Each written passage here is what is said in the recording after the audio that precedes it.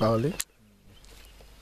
Normalement, notre plante ici est attaquée par la mosaïque africaine. Alors la mosaïque africaine, normalement, c'est une maladie virale. On peut comparer ça comme le sida chez les hommes. C'est une maladie normalement qui est affectée par la mouche blanche.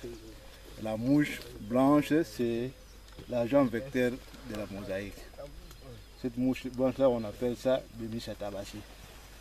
Vous voyez au niveau des feuilles, au sommet, vous voyez les mouches là.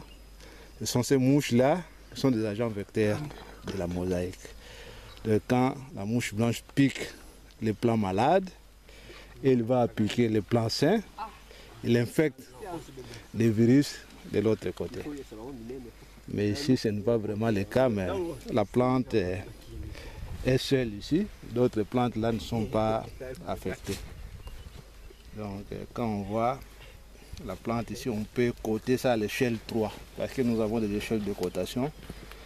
L'échelle va de 1 à 5.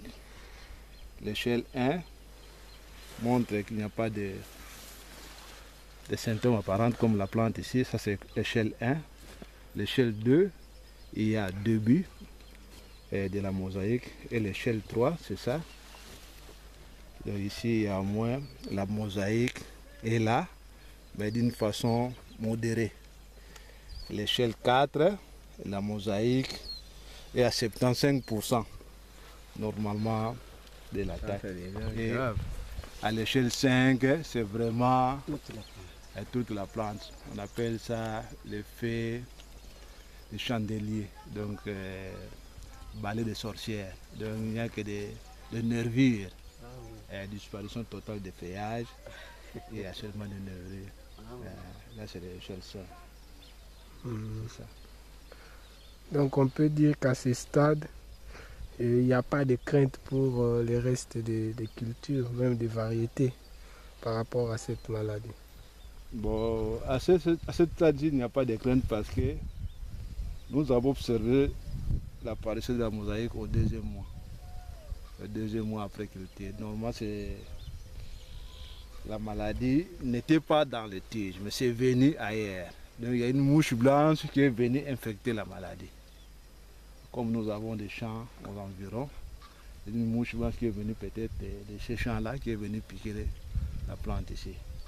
Vous voyez autour de la plante ici, les maniocs se comportent quand même bien.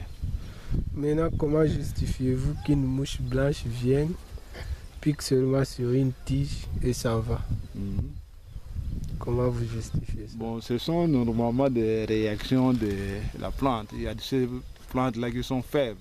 C'est comme chez les hommes, il y a des hommes qui sont faibles. Quand il y a la malaria, les mouches piquent de l'autre côté, viennent piquer. Quand vous n'avez pas des anticorps, normalement, vous êtes affecté.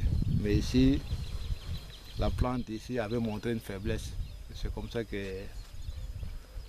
a été attaqué. Ok.